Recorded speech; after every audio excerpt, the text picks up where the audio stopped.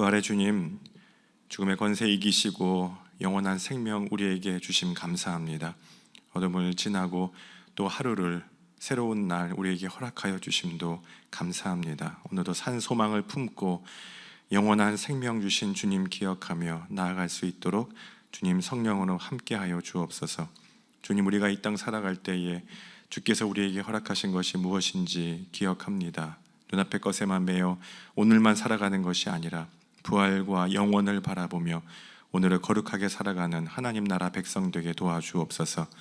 흔들리는 세상 가운데도 영원한 것에 마음 두게 하시고 살아 없어질 것들에 매이지 아니하고 오직 예수 그리스도께서 허락하신 부활과 능력과 산 소망 되심을 기억하도록 주님 오늘도 인도하여 주옵소서. 환우들 위해 기도합니다. 병상에 누워있는 환우들, 또 마음이 무너진 지체들 주님 붙잡아 주시고 회복과 능력의 손으로 인도하여 주옵소서. 어루만져 주시고 회복시켜 주옵소서. 어려움 가운데 있을 때 주님 의지합니다. 도움의 손을 허락하여 주시고 오늘도 기도하는 가운데 말씀 앞에 서 있을 때 다시 회복시켜 주시고 일으켜 주시는 하나님 아버지의 놀라운 능력을 경험할 수 있도록 주님 인도하시며 또 삶의 무거운 짐을 지고 기도합니다. 성도들 삶의 자리 위에 동행하셔서 막힌 길 가운데 주님만 신뢰하게 도와주시고 자녀들의 앞길을 인도하여 주시며 또 남은 한 주간도 오직 예수 그리스도의 능력 따라 걸어갈 수 있도록 성령 하나님 동행하여 주옵소서. 오늘의 모든 것 주께 맡겨드리며 예수님의 이름으로 기도합니다. 아멘. 오늘 아침 우리에게 주시는 하나님 말씀은 고린도전서 15장 20절에서 34절 말씀입니다. 고린도전서 15장 20절에서 34절 말씀입니다.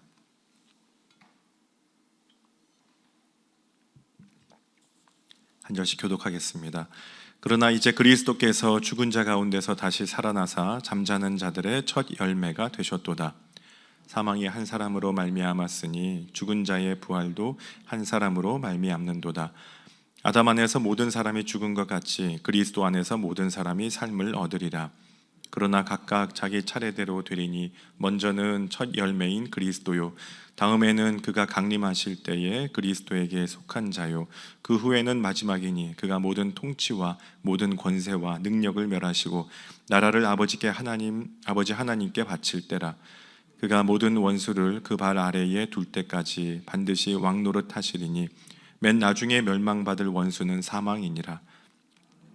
발 아래에 두셨다 하셨으니 만물을 아래에 둔다 말씀하실 때에 만물을 그의 아래에 두신 이가 그 중에 들지 아니한 것이 분명하도다. 만물을 그에게 복종하게 하실 때에는 아들 자신도 그때에 만물을 자기에게 복종하게 하신 이에게 복종하게 되리니 이는 하나님이 만유의 주로서 만유 안에 계시려 하심이라. 죽은 자들을 위하여 세례를 받는 자들이 무엇을 하겠느냐? 어찌하여 그들을 위하여 세례를 받느냐? 또 어찌하여 우리가 언제나 위험을 무릅쓰리요? 형제들아, 내가 그리스도 예수 우리 주 안에서 가진 바 너희에 대한 나의 자랑을 두고 단언하노니 나는 날마다 죽노라. 내가 사람의 방법으로 에베소에서 맹수와 더불어 싸웠다면 내게 무슨 유익이 있으리요? 죽은 자가 다시 살아나지 못한다면 내일 죽을 터이니 먹고 마시자 하리라. 속지 말라. 악한 동무들은 선한 행실을 더럽히나니 함께 깨어 의를 행하고 죄를 짓지 말라. 하나님을 알지 못하는 자가 있기로 내가 너희를 부끄럽게 하기 위하여 말하노라. 아멘. 계속해서 바울이 전하는 부활에 대한 이야기를 함께 나누고 있습니다. 어제 우리는 복음이 그리스도의 죽으심 그리고 부활, 그 내용이라는 걸 전하는 바울의 내용을 함께 나눴습니다. 만일 죽은 자의 부활이 없다면 그리스도도 다시 살아나지 못할 것이고, 그리스도께서 다시 살아나지 못하셨다면 우리가 전파하는 것도 헛것이고 믿음도 헛것이다. 바울이 그렇게 이야기를 합니다. 그리스도의 부활은 우리 모두의 부활을 여는 그런 문이 되고 죽음이라는 마지막 원수를 무너뜨리는 승리의 시작이 됩니다. 예수 그리스도의 부활을 믿는 믿음 안에 있을 때 우리 그리스도인들의 신앙도 새로워지고 다시 시작할 수 있는 것입니다. 그렇게 바울은 죽은 자의 부활에 대한 내용을 계속 이어가고 있습니다. 고린도 교회 안에 죽은 자의 부활은 없다 이렇게 이야기하는 사람들이 있었습니다. 근데 부활이 무너지면 우리의 신앙이 무너집니다. 믿음이 없는 것과 마찬가지입니다. 그 앞에서 무엇이 참된 믿음인가, 무엇이 부활을 믿는 것인가에 대한 이야기를 하고 있죠. 20절 말씀입니다. 그러나 이제 그리스도께서 죽은 자 가운데서 다시 살아나사 잠자는 자들의 첫 열매가 되셨도다. 이것이 복음이죠. 부활에 대한 분명한 이야기입니다. 바울은 그리스도를 첫 열매라 부릅니다. 농부에게 첫 열매는 그냥 처음 익은 하나를 말하는 것이 아닙니다. 그건 다가올 추수 전체에 대한 보증과 확증인 것이죠. 첫 이삭이 익었다면 들판 전체도 이제 추수를 하게 되는 겁니다. 그리스도의 부활은 바로 그와 같다는 겁니다. 예수 그리스도께서 살아나셨기 때문에, 죽음 가운데서 일어나셨기 때문에 우리도 일으키실 것이다, 우리도 부활할 것이다, 그 이야기를 하고 있죠. 22절, 아담 안에서 모든 사람이 죽은 것 같이 그리스도 안에서 모든 사람이 삶을 얻으리라. 인류는 두 사람 안에 묶여 있다는 겁니다. 첫사람 아담 안에서 모두가 죽음의 그늘 아래 들어왔다면, 둘째 아담 그리스도 안에서 모두가 생명을 얻는다는 겁니다. 우리는 어느 쪽에 속해 있느냐, 그게 우리의 영혼을 결정하게 됩니다. 남은 인생을 결정하게 됩니다. 이 아침에도 우리는 예수 그리스도께 속해 있기 때문에 영원한 생명이 저와 여러분께 있는 줄 믿습니다. 부활은 막연한 이야기가 아니죠. 나도 다시 산다, 예수 그리스도를 통한 분명한 약속입니다. 20절에 보면 죽음 가운데서 다시 살아나사 잠자는 자들의 첫 열매가 되었다, 그렇게 말씀하십니다. 예수 그리스도 안에 있을 때, 우리가 죽음이라고 했을 때 모든 것이 끝이고 단절이고 이제 아무것도 없는 거라고 생각하지만, 성경은 잠잔다라고 표현합니다. 믿는 자의 죽음을 잠잔다라고 표현합니다. 잠들고 있던 사람은 다시 깨우게 됩니다. 믿음 가운데서 예수 그리스도께서 반드시 그 안에서 깨어나기 때문이죠. 두 번째로 26절 말씀인데요, 이렇게 기록합니다. 26절 말씀, 맨 나중에 멸망받을 원수는 사망이니라. 바울은 그리스도께서, 그러면 부활하신 그리스도께서 모든 통치와 권세의 진정한 주인이시고 왕이시라는 걸 이제 말씀하십니다. 모든 통치와 권세를 그 발 아래 두실 때까지 왕노릇 하실 것이다. 그리고 마지막으로 무너질 원수, 사망이라고 이야기합니다. 사망. 인간은 더 오래 살려고 많은 걸 먹고 또 노력을 합니다. 운동도 합니다. 점점 더 노화를 늦추기 위해 많은 노력들을 하죠. 그 뭐냐면 영원한 생명을 지향한다는 겁니다. 더 오래 살고자 하고 끝까지 이 땅 가운데 죽음을 어떻게 해서든 늦추려고 그런 노력을 합니다. 마지막으로 무너질 원수, 그게 바로 사망입니다. 근데 이길 수 없던 가장 깊은 두려움, 모든 사람을 굴복시키는 그 마지막 권세가 사망이라고 이야기를 하는 것이죠. 그런데 부활하신 그리스도 앞에서는 그 사망조차 멸망당할 원수라고 말합니다. 그래서 우리의 시선은 어디를 향하여야 되냐면 예수 그리스도의 죽음, 바로 그 너머입니다. 죽음 너머 예수님은 부활하셨기 때문입니다. 죽음 너머 예수님은 부활하셔서 우리에게 찾아오셨기 때문입니다. 예수님 부활하시고 엠마오의 두 제자들을 만나셨습니다. 그 제자들은 힘이 없죠. 예수님이 죽으셨기 때문입니다. 힘없이 그들의 고향으로 돌아가고 있을 때 예수님께서 만나주십니다. 그리고 그들을 예수님 만났을 때 우리 안에서 말씀이 풀어지고 주님과 대화했을 때 우리의 심령이 뜨겁지 아니하냐, 그렇게 하고 예루살렘으로 다시 돌아가요. 예루살렘은 고난의 현장입니다. 선생님이 죽은 현장입니다.